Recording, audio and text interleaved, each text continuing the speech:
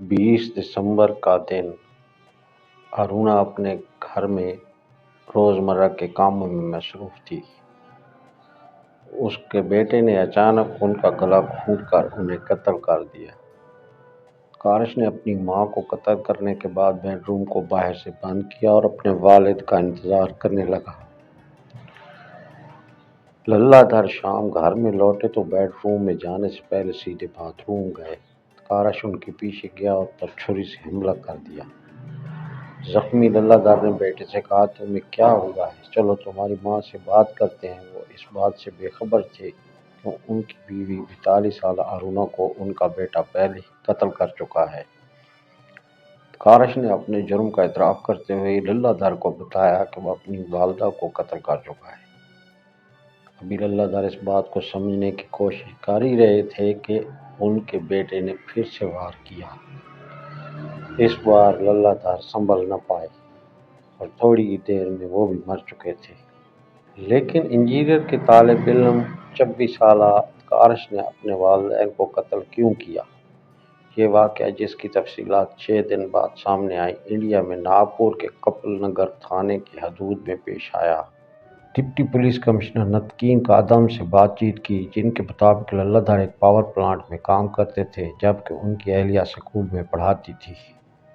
Police کے مطابق کارش کی بہن اس دن گھر پر نہیں تھی۔ کارش نے اپنے مردہ باپ کے موبائل فون آف کر دیا اور اپنی جیب میں رکھ کر گھر سے نکل گیا۔ اس نے اپنی بہن جو کالج میں تھی کو جا کر بتایا کہ ان کے والدین کو بنگلور جانا پڑا ہے اور انہوں نے کہا ہے کہ وہ دونوں اس دوران اپنے انکل کے گھر جا کر رہے۔ لیکن کارش کی بہن کو یقین نہیں ہوا اور وہ اپنے والد کو فون کرنے لگی، لیکن فون تو بند تھا۔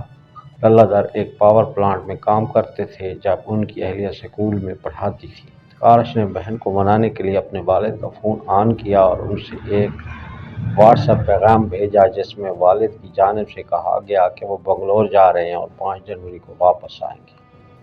یوں ان کی بہن کو یقین ہوا اور وہ دونوں انکل کے گھر چلے گئے۔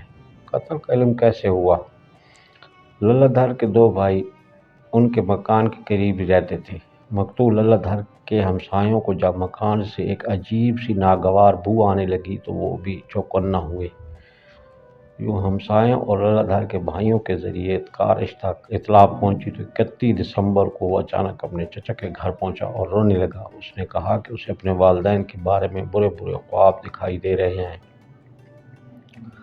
پولیس تک معاملہ پہنچنے سے پہلے ہی کارش نے گھر میں جا کر والد کا موبائل فون ایک میز پر رکھ دیا اور ڈرامہ کیا کہ اس کے والدین نے خودکشی کر لی ہے۔ موبائل فون پر لکھا خودکشی کا نوٹ۔ کارش نے خود ہی اپنے والد کے فون میں ایک تحریر لکھ دی تھی کہ میرے بچوں، مجھے افسوس ہے کہ ہم نے یہ قدم اٹھایا۔ پولیس کو مت بتانا، بس ہماری آخری رسومات ادا کر دینا۔ لیکن کارش نے خود ہی سب کو یہ بھی بتا رکھا تھا کہ ان کے والدین بنگلور چلے گئے تھے۔ ایسے میں پولیس کا پہلا شک اسی پر گیا اور اسے حراست میں لے لیا گیا۔ کپل نگر تھانے میں پولیس سوال ہوئے تو اس نے مبہم جواب دیے۔ تاہم بعد میں پولیس کے مطابق تفتیش کے عمل کے دوران کارش نے اعتراف جرم کر لیا۔